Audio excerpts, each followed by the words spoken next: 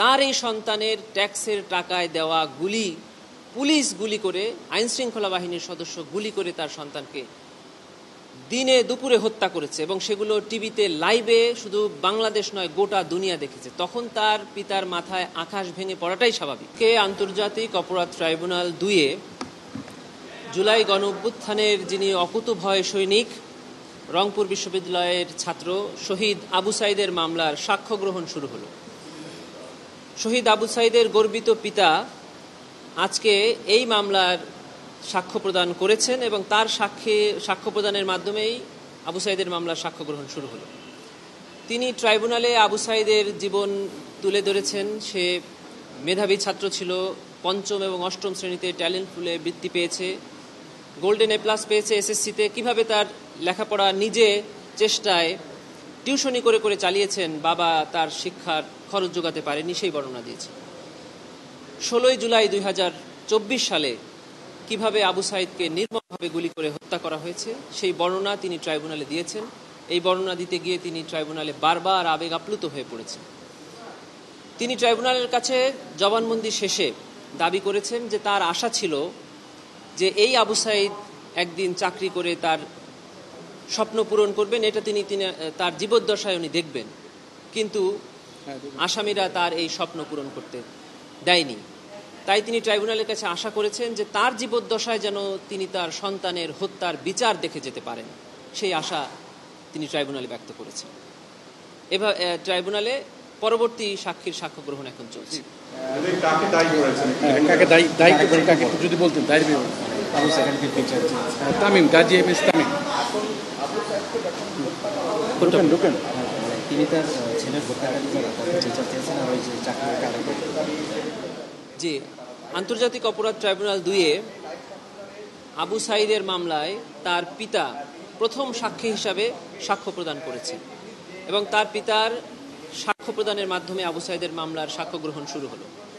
তিনি ট্রাইব্যুনালে আবু সাইদের শিক্ষা জীবন তুলে ধরেছেন, তার অভাব অনটনের সংসারের গল্প তুলে ধরেছেন, কিভাবে আবু সাইদ নিজের টিউশনি করে লেখাপড়ার খরচ চালাতেন সেটি তুলে ধরেছেন এবং 16 জুলাই 2024 সালে আবু সাইদকে কিভাবে নির্মমভাবে গুলি করে হত্যা করা হয় সেই ঘটনার বর্ণনা উনি দিয়েছেন। কিভাবে উনি ওনার ছেলের লাশ বুঝে পেলেন, কবরস্থ করলেন, সেই গল্প উনি বলেছেন।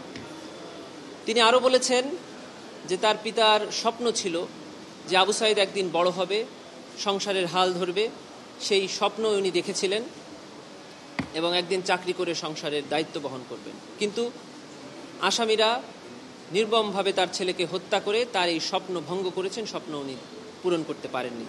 তিনি ট্রাইব্যুনালের কাছে জানিয়েছেন, আশা করেছেন যে উনি যেহেতু আবু সাইদের স্বপ্ন উনার পূরণ হয়নি, তবে উনার একটি স্বপ্নই এখন আছে, সেটি হলো আবু সাইদ হত্যার বিচার উনি দেখে যেতে চান।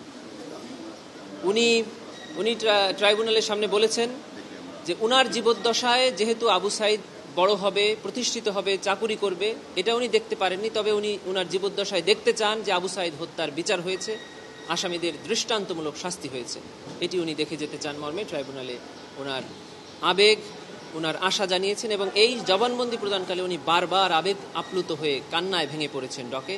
শুধু তাই নয়, ট্রাইব্যুনালে যারা উপস্থিত ছিল সকলেই আবেগ আপ্লুত হয়ে গিয়েছিল ওনার এই বর্ণনা শুনে। তিনি আসমান ভেঙে পড়েছেন এমন একটি কথা বলেছেন, কি বলতে চেয়েছেন যখন শুনলেন? এটা একটা স্বাভাবিক কথা।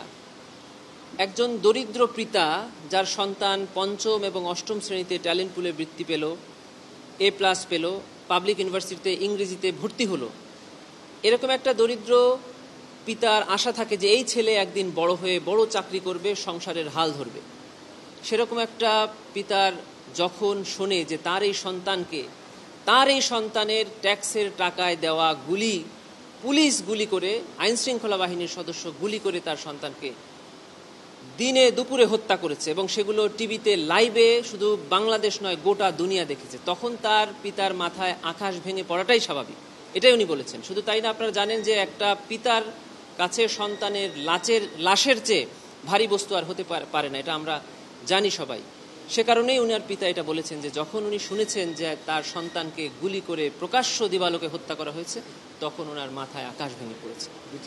সেজন্যই উনি চেয়েছেন যে আমার ছেলে বড় হবে, এই স্বপ্ন তো আমি পূরণ হয়েছে দেখে যেতে পারলাম না, আমার একটি স্বপ্ন, সেটা হলো আমার জীবদ্দশায় আমার সন্তানের হত্যাকারীদের বিচার আমি দেখে যেতে চাই, এই গল্প উনি বলেছেন। আবু সাঈদের মামলায় আরও সাক্ষ্য উপস্থাপন এখন চলছে।